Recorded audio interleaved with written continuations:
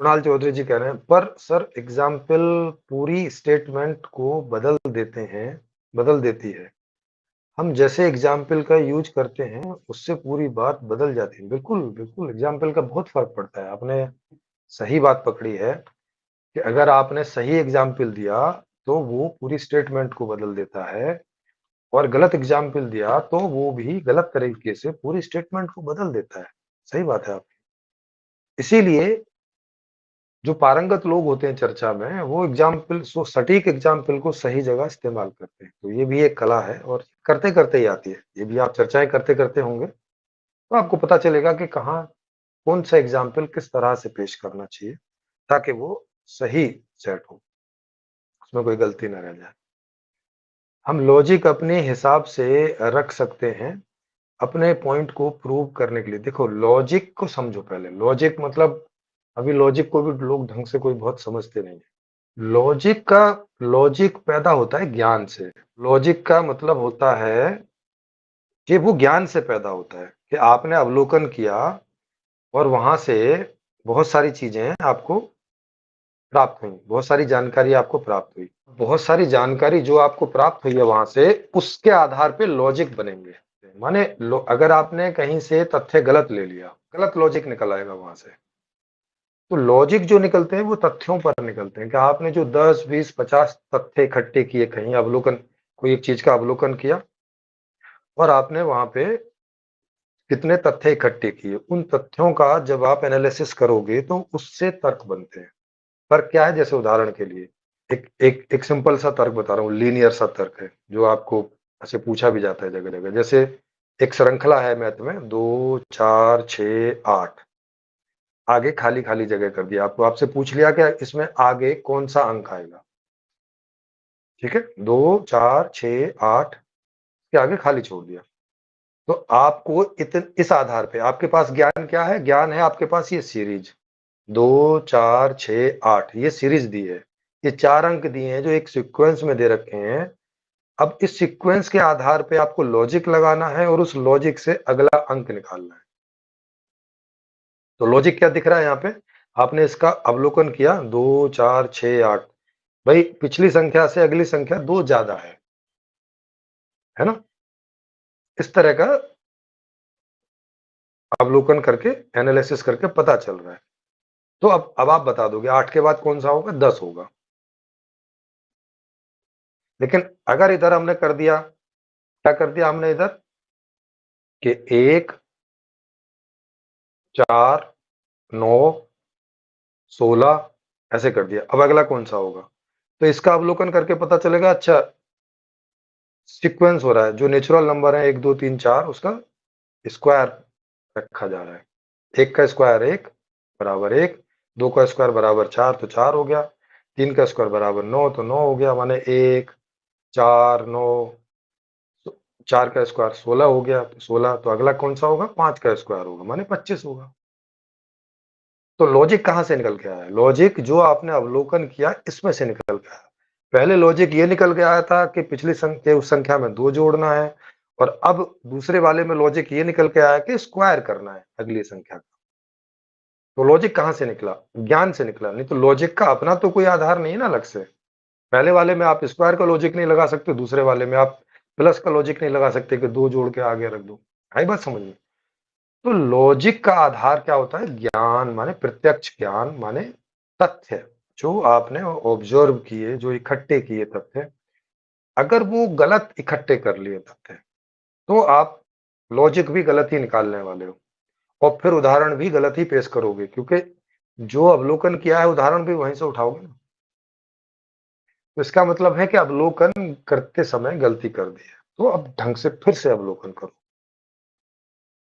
तो अवलोकन करते समय थोड़ा सा सजग रहो, उतना तेजी में नहीं करो। फिर जिस चीज के बारे में निर्णय लेना है तो देख लो कि जितने तथ्यों की आवश्यकता है, तथ्य कंप्लीट हैं। अगर कंप्लीट नहीं है तो निर्णय पे जाने की जल्दी नहीं करो।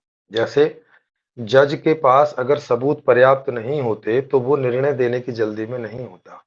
नहीं तो चाहे तो पहले दिन भी निर्णय दे सकता है, या किसी एक सबूत पर भी निर्णय दे सकता है, लेकिन उस निर्णय के गलत होने की संभावना उतनी ज्यादा बढ़ जाएगी कि वो गलत निकलेगा। तुक्का है कि कभी सही पड़ जाए। इसलिए उतने सबूत पर्याप्त होने चाहिए, उतने सबूत कि जितने से निर्णय के गलत होने की संभावना लगभग खत्म हो जाए, लगभग।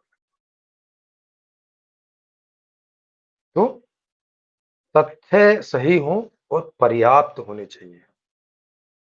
अब जो आप लॉजिक और एग्जाम्पल लगाओगे, अब सटीक बनेगा। तो हुआ क्या था कि अब तक के पीछे दर्शन संबंधी लेके जो तथ्य लोगों ने इकट्ठे कर रखे थे, वो तथ्य ही पर्याप्त नहीं थे। वो तथ्य मैंने और इकट्ठे किए हैं और उनको पर्याप्त जब किया, तब तस्वीर दूसरी ही निकल के आई। तब वो तस्वीर नहीं निकल के आई जो कि उतने से तथ्यों में निकल के आ रही थी, जितने तथ्यों को हमारे बुजुर्गों ने इकट्ठा करके रखा था। क्योंकि हमारे पास जितने दर्शन है पुराने, वो सब पुराने हैं। कोई 10,000 दर्शन, कोई 2000 साल पुराना दर्शन है, कोई 5000 साल पुराना है, कोई 1000 साल पुराना है। सारे पुराने दर्शन है। उस समय कितनी बुद्धि होती थी आदमी में? कोई बहुत बुद्धि नहीं होती होगी, बहुत कोई एजुकेशन थी नहीं। तो वो लोग थोड़े तथ्यों में आकलन करते थे, थोड़े तथ्यों में ही निर्णय लेते थे, जिनके गलत होने की संभावना ज्यादा ही थी। इसीलिए जब आज अगर उन तथ्यों के आधार से आज अगर हम अपने जीवन में निर्णय लें, तो गलत निकल आते हैं। इसीलिए पुराने दर्शन हमारे लिए कोई सार्थकता नहीं दिखा पा रहे हैं। इसीलिए आदमी उन दर्शनों को अपने जीवन में पढ़ने से ज्यादा सार्थकता रखता नहीं है। आप 6 दर्शन पढ़ो और फिर उनको अपने जीवन में अप्लाई करके दिखाओ। आपको सोचना पड़ेगा कि मैं इसे कहाँ अप्लाई करूँ जीवन में, तो कहीं अप्लाई नहीं हो रहा है। और अगर अप्लाई कर दिया तो जीवन की दिशा गलती की तरफ ले जाएगा, मोक्ष की तरफ ले जाएगा, इच्छाओं के त्याग की तरफ ले जाएगा, जीवन के विपरीतता की तरफ ले जाएगा। चूंकि वो एक तरफा तथ्य थे, केवल दुखों वाले तथ्य उठाए हुए थे। सुखों वाले तथ्य उन्होंने इग्नोर कर दिए थे, या उनके पास सुख बहुत कम मात्रा में रहे होंगे उस समय। इतने कम रहे होंगे कि उनको लगा होगा कि ये तो धोखा है, इनको तो इग्नोर ही कर दो। मतलब जैसे आपके जीवन में अगर 90 दुख हों और 10 सुख हों, तो सीधी सी बात है, आप 90% दुखों को ही वरीयता दोगे, 10% को इग्नोर कर जाओगे, और जो दर्शन आप बनाओगे वो 90% माने दुखों वाला दर्शन बन जाएगा, जैसे कि है हमारे दर्शन। लेकिन आज जब साइंस इतनी डेवलप हो गई है, एजुकेशन इतनी डेवलप हो गई है, बुद्धि का विकास हो गया है, आज सुखों की संख्या हमारे जीवन में बढ़ गई है, अब नहीं हम इग्नोर कर पा रहे हैं। मैं नहीं इग्नोर कर सका सुखों को। जब मैंने जीवन के तथ्यों को इकट्ठा करना शुरू किया, तो मुझे ये स्पष्ट नजर आया कि पीछे के दर्शनों ने दुखों वाले सारे इकट्ठे कर रखे, सुखों वाला तो कुछ इकट्ठा कर ही नहीं रखा। जबकि जीवन में तो दुख के साथ साथ सुख भी है। आप सुख को साइड में करके कैसे सही निर्णय तक पहुंचोगे? कैसे निष्पक्षता बनी रहेगी? निष्पक्षता तो वो है ना कि जितना जिसका हिस्सा है उतना रखो। अगर 10% सुख भी थे उस समय पे, तो उनको भी रखना था। ये भी है जीवन में, और ये हम चाहते हैं कि नहीं, चाहत के रूप में इस तरह से रखना चाहिए था, लेकिन वो लोग गलती कर गए उस तरह की, और ये अब तक होती हुई आई है गलती। लेकिन गलती है, कब तक होती जाएगी? कोई तो सुधारेगा, किसी को तो समझ आएगी। तो मुझे समझ आ गई।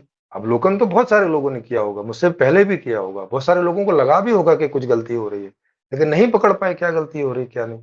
मैंने पकड़ दिया, अब मैं भी नहीं पकड़ पाता, आगे कोई और पकड़ लेता, कोई तो पकड़ता। कोई चेतन ही पकड़ेगा, कोई समझदार ही पकड़ेगा।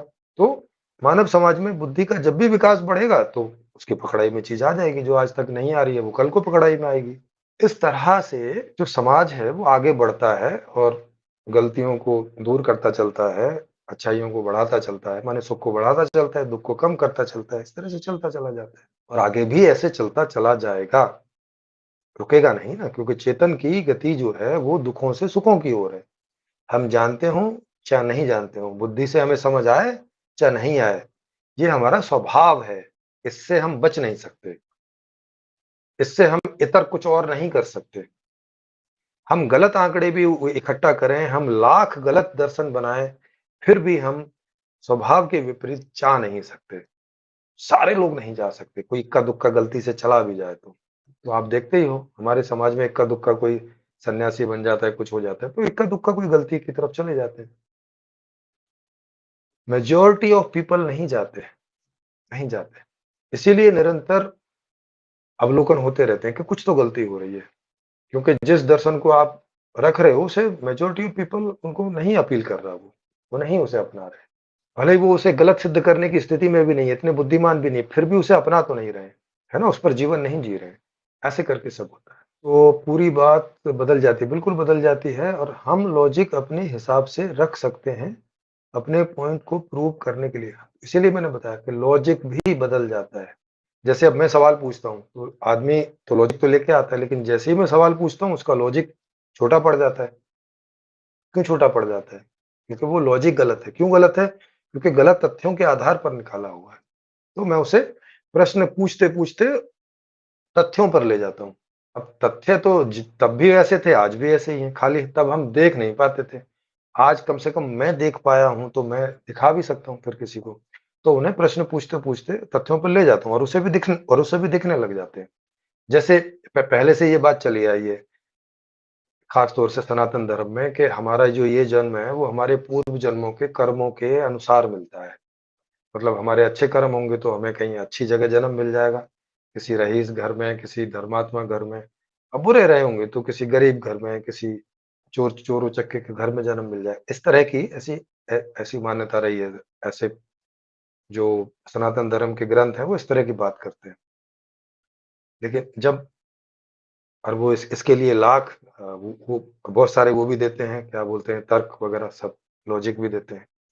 लेकिन जब मैं उनसे पूछता हूँ कि एक बात बताइए कि जन्म पहले होगा या कर्म पहले होगा? मतलब क्या हम जन्म लिए बिना कर्म कर सकते हैं? अब मैंने तथ्य ही सामने रख दिया, तथ्य पर ही सवाल पूछ लिया। मैंने उनके लॉजिक पे नहीं क्वेश्चन किया, मैंने उनके तथ्य पर ही सवाल पूछ दिया कि क्या हम जन्म लिए बिना कर्म कर सकते हैं? और जैसे ही उसने सोचा, उसको पता चल गया, नहीं, नहीं, नहीं, जन्म लिए बिना तो कर्म नहीं कर सकते। तो इसका मतलब है कि जन्म पहले होगा, कर्म बाद में आएगा। जब कर्म बाद में आएगा, तो जन्म कैसे हो सकता है कर्मों के हिसाब से? संभव ही नहीं है। हमारा कर्म कभी कारण नहीं बन सकता हमारे जन्म के लिए, बल्कि हमारा जन्म कारण बनेगा हमारे कर्मों के लिए। पहले जन्म होगा, फिर कर्म होंगे, और कर्म भी बहुत बाद में जाके होंगे। पहले जन्म होगा, फिर हमारी परवरिश होगी, फिर हम बड़े होंगे, कर्म करने लायक होंगे, तब जाके कर्म करेंगे। जन्म होते हुए जन्म होते ही नहीं कर्म स्टार्ट हो जाते, कर्म बहुत बाद में स्टार्ट होते हैं। तो जब मैं उनके सामने ये तथ्य रखता हूँ, तो अब वो इस तथ्य को नकार नहीं सकते, क्योंकि इसे कैसे नकारोगे? ये तो सामने है, ये तो आपके जीवन में है। इतनी सी तथ्य से उनकी पूरी कर्मा की थ्योरी गिर जाती है, पूरे पुनर्जन्म की थ्योरी गिर जाती है। और सनातन धर्म को आप बहुत डीपली देखेंगे तो इसी थ्योरी पर ही पूरा धर्म खड़ा हुआ है। पूरा धर्म ही गिर जाता है। पूरे धर्म पर कितना बड़ा क्वेश्चन मार्क लग जाता है। केवल इतने से तथ्य मैंने उनको ऊपर दिखा दिया। वो उनको दिखा क्यों दिए? क्योंकि मैंने देख लिए। मैं भी नहीं देखता तो मैं भी इस चीज़ को या तो मानता चला आता, या ऐसे ही चुपचाप ही हाँ, हाँ, ऐसे करते रहता। हालाँकि इसको अपने जीवन में कोई उतारता नहीं है, पीछे की बात को, कि हमारे कर्मों के हिसाब से हमारा अगला जन्म होता है। फिर भी आदमी आज के हिसाब से कर्म सोचता है। अब आज गरीबी है तो चोरी करता है। वो नहीं सोचता कि अच्छा, अभी मैं चोरी करूँगा तो अगला जन्म और मेरा खराब हो जाएगा। ऐसे ऐसे करके वो नहीं अपने जीवन के निर्णय लेता। लेकिन फिर विद्वानों से ऐसी बात सुनता है तो हीनता की ग्रंथि उसमें आ जाती है। हीन अनुभव करता है कि मैं कैसा आदमी हूँ कि मैं इन चीज़ों इस बातों को सुन भी रहा हूँ, और इतने बड़े लोग कह रहे हैं तो ठीक भी होगी, तो मैं अपना अगला जन्म ही खराब कर रहा हूँ। ऐसी हीनता की ग्रंथि में भी जाता है, पर फिर भी करता है, क्योंकि अब ये वाला जीवन तो जीना है ना, आत्महत्या तो नहीं कर लेगा ना, ऐसे करके। तो ये बात है। इसलिए तथ्यों पे ज़्यादा ध्यान दो, और तथ्यों पे देखो कि पर्याप्त है कि नहीं। पर्याप्त नहीं है तो निर्णय पर पहुँचने की जल्दी ना करो। इस तरह की कुछ चीज़ें हैं, मेरे साथ चर्चाएँ करते चलोगे, सुनते चलोगे, डिस्कशन करते चलोगे, तो जल्दी परिपक्व हो जाओगे।